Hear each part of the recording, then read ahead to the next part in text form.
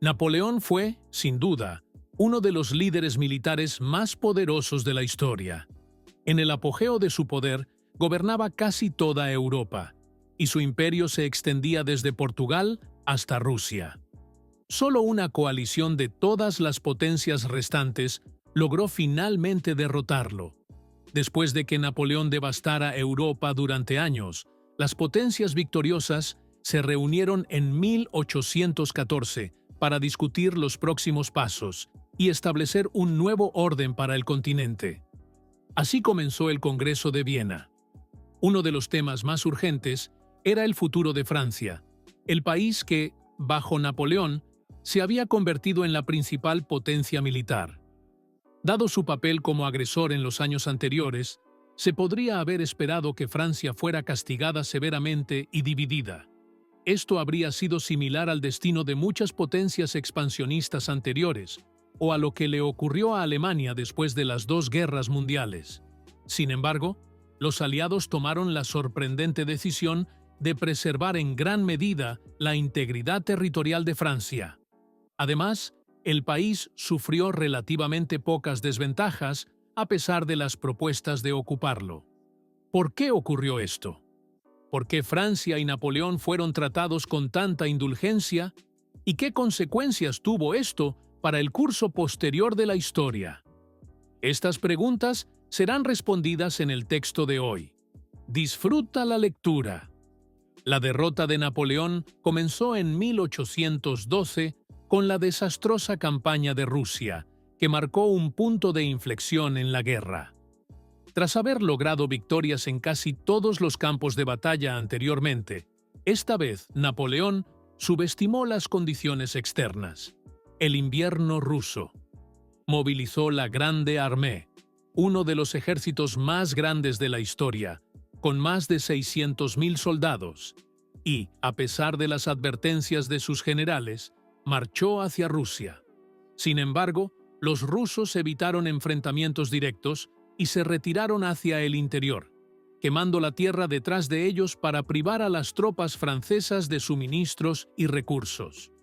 Napoleón llegó a Moscú y la ocupó, pero la ciudad estaba en gran parte desierta y había sido mayormente incendiada. Ante el invierno inminente, la falta de suministros y la ausencia de perspectivas de paz con Rusia, Napoleón inició finalmente su retirada. Pero esta retirada, bajo condiciones invernales extremas, se convirtió en un desastre. El hambre, el frío, las enfermedades y los ataques repetidos de las fuerzas rusas diezmaron al ejército de Napoleón.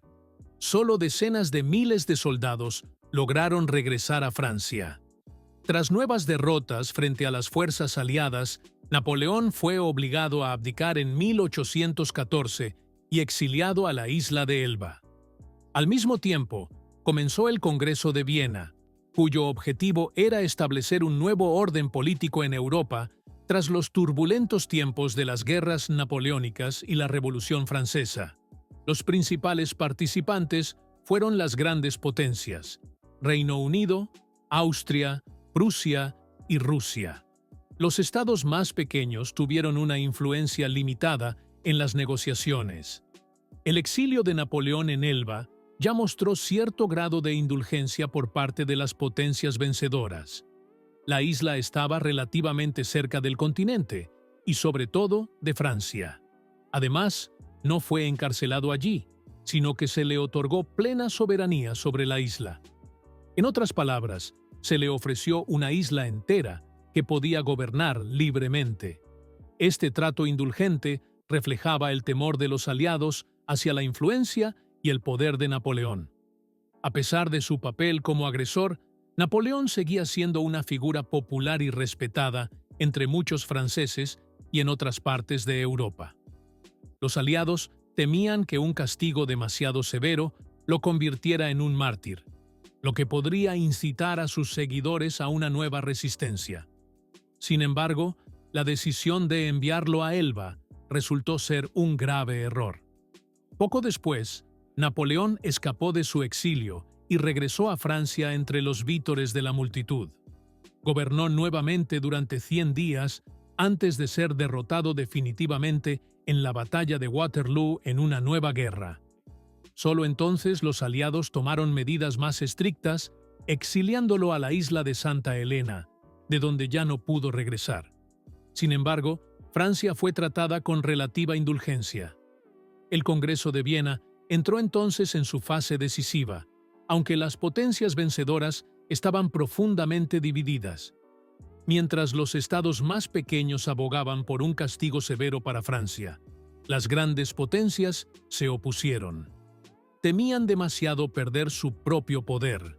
Su objetivo era restaurar el antiguo orden tanto como fuera posible, incluida la monarquía. Y así se hizo.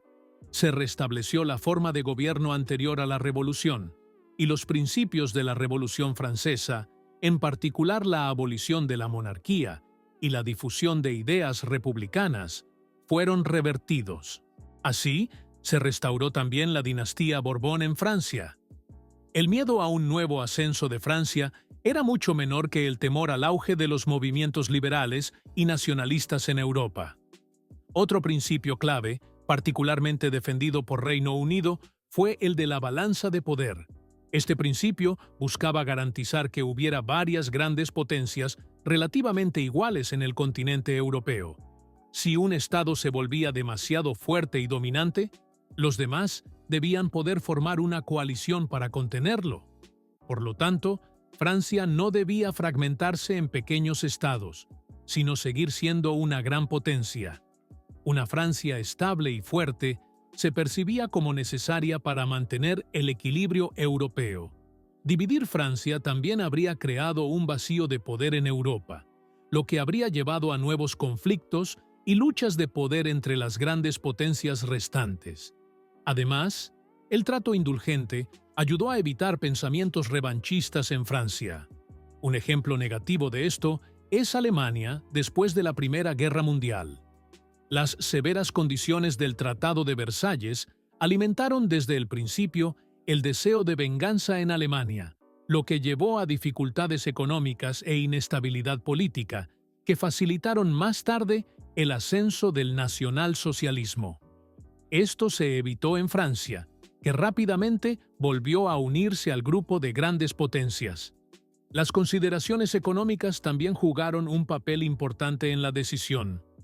Históricamente, Francia era una de las mayores economías de Europa.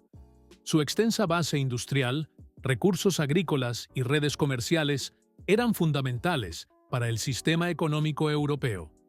Dividir Francia no solo habría tenido consecuencias políticas, sino también económicas, generando inestabilidad.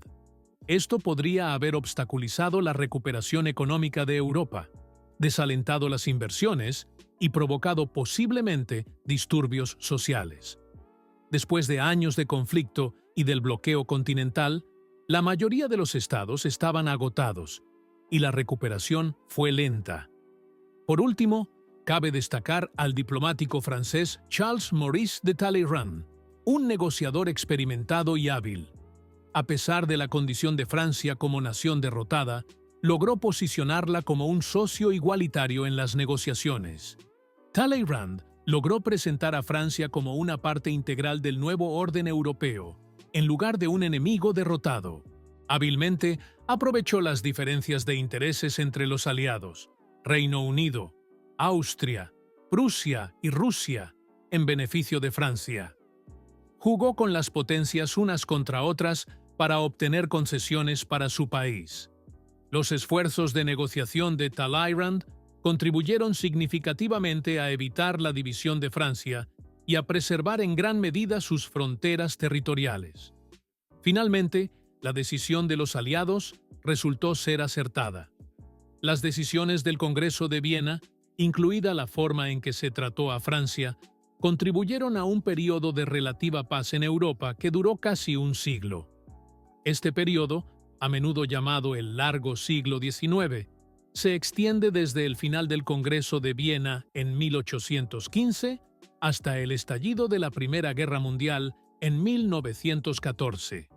Se caracterizó por menos guerras a gran escala en comparación con los periodos anteriores y posteriores, así como por un equilibrio relativo entre las grandes potencias.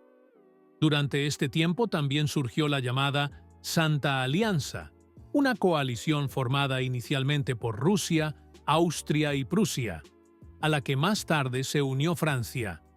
Su objetivo era proteger y promover el orden establecido por el Congreso de Viena. El Congreso y sus resultados marcaron también una nueva era para la diplomacia europea. Los conceptos de conferencias internacionales y seguridad colectiva introducidos durante el Congreso influyeron en cómo los estados interactuaron y resolvieron conflictos. Sin embargo, Francia fue ocupada temporalmente. El Tratado de París, firmado después del Congreso, detallaba los pagos que Francia debía realizar a las potencias vencedoras. También estableció un periodo de transición durante el cual tropas extranjeras fueron estacionadas en Francia para supervisar estos pagos y la restauración de la monarquía.